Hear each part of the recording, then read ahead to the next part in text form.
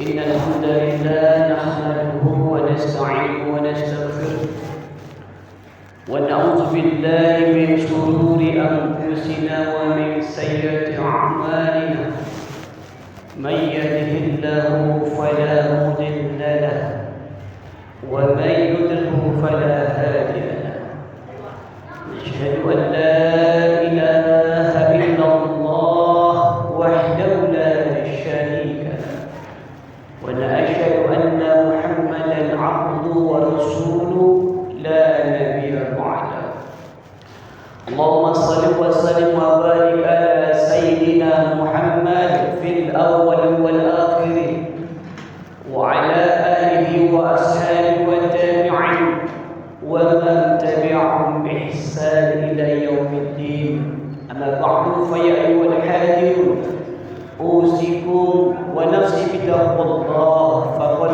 فاز المتقون وقال الله تعالى في القرآن الكريم وهو أصدق القائلين أعوذ بالله من الشيطان الرجيم بسم الله الرحمن الرحيم ولتكن يدعون إلى الخير ويأمرون بالمعروف وينهون عن المنكر وأولئك هم المفلحون. وقال النبي صلى الله عليه وسلم لا يؤمن أحدكم حتى يكون هواه تبعا لما جئت به. صدق الله العظيم ورسوله النبي الكريم، ونحن على ذلك من الشاهدين والشاكرين، والحمد لله رب العالمين. الحمد لله وsyukur lillah wa ni'matillah. Bersyukurlah kita kepada Allah, karena Dia Allah Subhanahu wa taala zat yang maha pemurah, zat yang maha pengasih, yang tak henti-hentinya memberikan kita berbagai macam kenikmatan, yang tak henti-hentinya memberikan kita berbagai macam karunia dan anugerah. Dan Allah tak minta itu dibalas dengan finansial kita, dan Allah tak butuh balasan kita.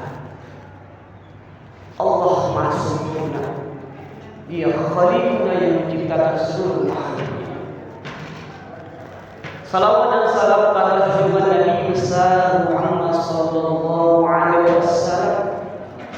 Nabi Muhammad adalah manusia yang paling mulia, manusia yang begitu banyak jasa dan pengorbanannya, manusia yang paling mencintai Allah dan sangat dicintai Allah.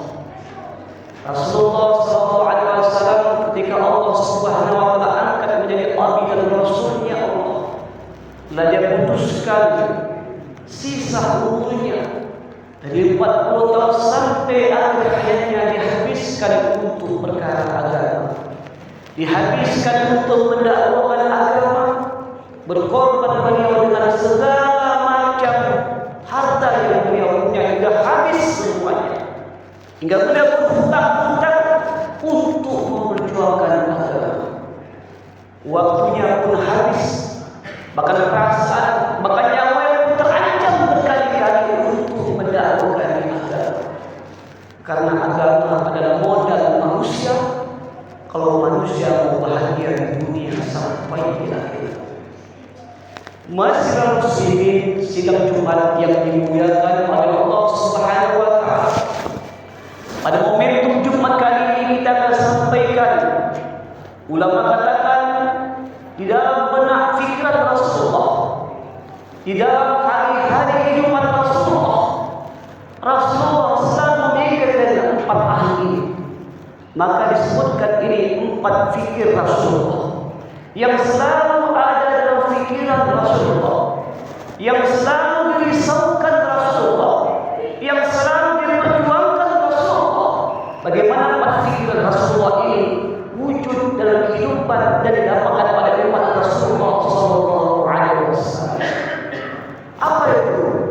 Yang pertama, Rasulullah memikirkan atau pikiran Rasulullah atau kerisauan Rasulullah bagaimana seluruh umat manusia, baik laki-laki, baik perempuan, dia benar dalam mentauhidkan Allah, dia betul membesarkan Allah, mentaati Allah, ikut perintah-perintah Allah di dalam kehidupannya. Karena apa? Kalau manusia dia mengamalkan ini agama, mentaati Allah dan Rasulnya, menjalankan agama dengan benar, apalagi mengusahakan sempurna agama dan kehidupannya, maka pasti jaminan dari Allah dia akan bahagia di dunia, dia akan bahagia di akhirat. Allah yang menjamin. Bismillahirrahmanirrahim. Man 'amila shalihan min dzakarin aw unsa. Barang siapa yang mengamalkan amal soleh, amal soleh agama, amal soleh syariat hukum Allah, amal soleh taat kepada Allah.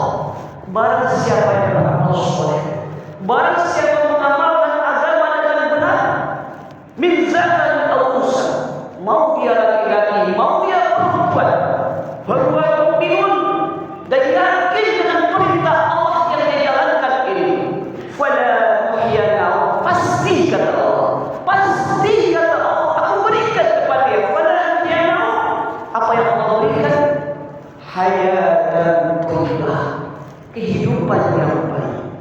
kehidupan yang sakinah, kehidupan yang mawaddah, kehidupan yang penuh rahmat kasih sayang. Kalau manusia yakin dan benar menjalankan agama. Inilah pikiran Rasulullah. Bagaimana seluruh manusia mengamalkan perintah Allah dalam kehidupannya, dia akan bahagia dalam kehidupannya, di rumah tangganya, di mana dia berada. Karena agama ini adalah seperti lampu penerang, nur cahaya kegelapan di hati kita, menuntun kehidupan kita. Kalau kita ikut aturan-aturan Allah dan Rasulnya, bahagia kita di dunia sampai di akhirat. Ini pikiran Rasulullah dan selalu diusahakan Rasulullah hari demi hari sampai akhir hayat beliau. Yang kedua, pikiran Rasulullah. Kedua, pikiran Rasulullah, kerisauan Rasulullah. Bagaimana seluruh manusia, mau laki-laki, mau dia perempuan, di akhir hayatnya, ketika sakaratul maut, mampu misalnya mengucapkan kalimat la ilaha illallah, Allah cabut nyawanya. Siapapun dia, setiap apapun jabatannya, sebanyak apapun harta dia, Allah tak mampu dia mengucapkan kalimat la ilaha illallah, Allahu Akbar. Kecil kemungkinan dia akan ada keselamatan yang berikutnya, mungkin celaka. Maka Rasulullah katakan, man akhiri kalamihi la ilaha illallah dakhala jannah. Barang siapa di akhir kalamnya, di akhir hayatnya, ketika sakaratul maut, dia mampu mengucapkan kalimat la ilaha illallah dakhala jannah, maka dia akan masuk ke dalam surga. Insyaallah jaminan Allah dan Rasulnya akan masuk ke dalam surga. Maka masyarakat muslimin yang dimuliakan Allah Subhanahu wa taala, sedihnya Rasulullah ketika meninggal dunia istrinya Khadijah radhiyallahu anha, meninggal istri Rasulullah sallallahu alaihi wasallam, ummul mukminin. Maka memang sedih Rasulullah, tapi sedih Rasulullah ada harapan kebahagiaan. Kenapa? Karena Khadijah meninggal mampu ucap kalimat la ilaha illallah, mati dalam keadaan solehah, insya Allah akan kekal nanti jumpa di surga.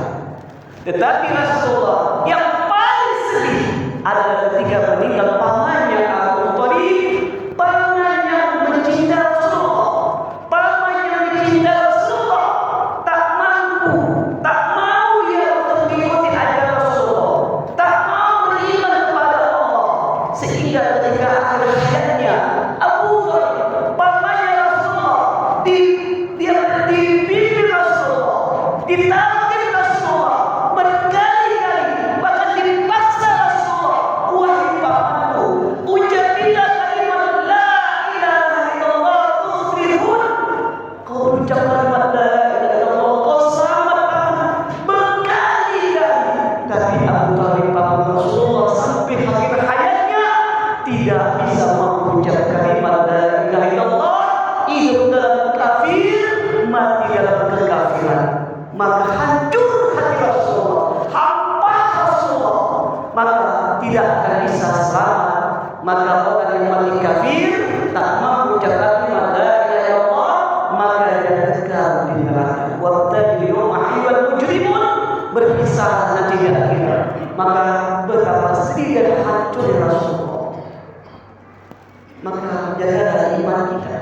Kalimat la ilaha illallah, Allah akan mudahkan kita mengucapkannya apabila kita mengusahakan tobat kepada Allah di dalam kehidupan kita sehari-hari. Allah memahami lagi bagaimana seorang guru, seorang pengajar, seorang pimpinan ketika bawahannya, ketika muridnya sungguh-sungguh menjalankan perintahnya atau tugasnya, maka timbul daripada kebijakan untuk membantu orang yang dibawanya atau murid yang diajarkannya. Begitu juga Allah Subhanahu wa taala Maha bijaksana ketika hamba yang taat kepada Allah, mengusahakan perintah Allah dalam kehidupannya sehari-hari, insya di akhir hayatnya Allah mudahkan dia mengucapkan kalimat la ilaha illallah, maka selamat dan masuk ke dalam surga. Amin ya Allah ya rabbal alamin.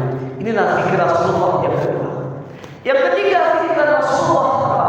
Pikiran Rasulullah terngiang-ngiang, terfikir-fikir, terrisaukan Rasulullah bagaimana agar semua umatku tidak kena azabnya Allah, bebas azabnya Allah.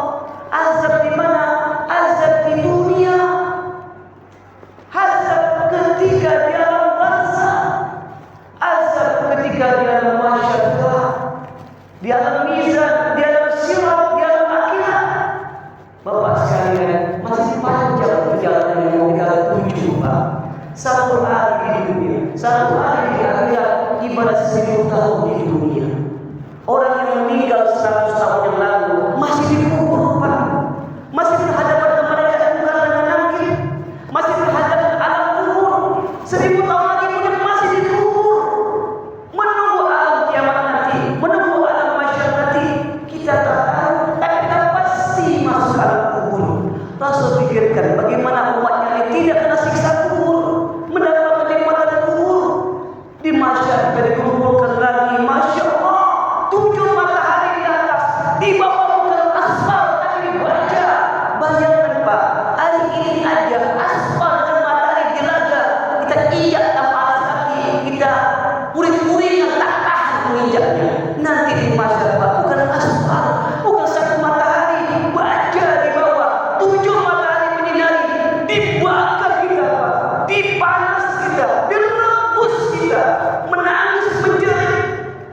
Tapi tergantung amalan kita.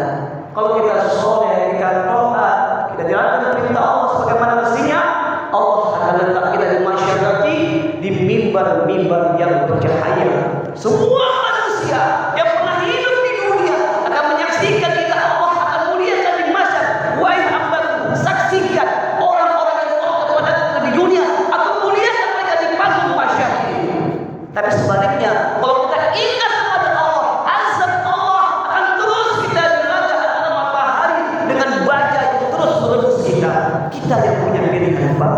Ini pikir Rasulullah. Azab masa jangan sampai kita merasakannya. Azab di alam, masya Allah, di alam mizan lagi ya Allah, timbangan lagi, di alam syirat lagi, masya Allah, di alam akhirat lagi masih panjang Pak. Ini pikir Rasulullah. Yang keempat pikir Rasulullah adalah bagaimana, yang keempat yang terakhir Pak, bagaimana seluruh umat Rasulullah ini menjadi dai Allah, menjadi pekerja agama Allah, mendakwakan agama Allah. Pernah tak kita berpikir Pak, kita kan cuma tahunya, oh Rasulullah SAW itu nabi terakhir, ya kan Pak? Dan Allah telah mengutus nabi lagi setelah Nabi Muhammad SAW meninggal. Benar Pak? Dan kita akan membantah sepakat apabila ada orang mengaku nabi dan rasul pada saat kita setuju mengatakan dia sesat. Cuma pernah nggak kita bertanya, kenapa sih ya Allah nggak kirimkan nabi lagi? Kenapa sih ya Allah utus nabi lagi? Dulu Pak, pernah Rasulullah seperti itu pikirannya. Suatu saat Rasulullah berkerut keningnya, seperti berdua mukanya, seperti risau dan sedih. Sahabat bertanya, ya Rasulullah, apa yang sedang kau pikirkan ya Rasulullah? Namanya detik kali yang kau pikirkan ya Rasulullah. Maka kata Rasulullah, betul sahabat, aku memikirkan suatu hal yang sangat penting kali. Apa itu ya Rasulullah? Dahulu kala Allah antara nabi sebelum aku, Nabi Adam, Nabi Nuh, Nabi Musa, Nabi Isa, terus dan nabi-nabi ini tugasnya bagaimana mendakwakan dan menyelamatkan manusia. Ketika nabi mereka meninggal, maka mereka kehilangan itu, kehilangan Allah Ta'ala. Ada yang taat, ada yang ingkar. Yang ingkar Allah azab sampai menunggu nabi-nabi berikutnya Allah katakan. Allah katakan nabi berikutnya mereka tidak taat kepada Allah. Terus sampai akulah nabi yang terakhir. Aku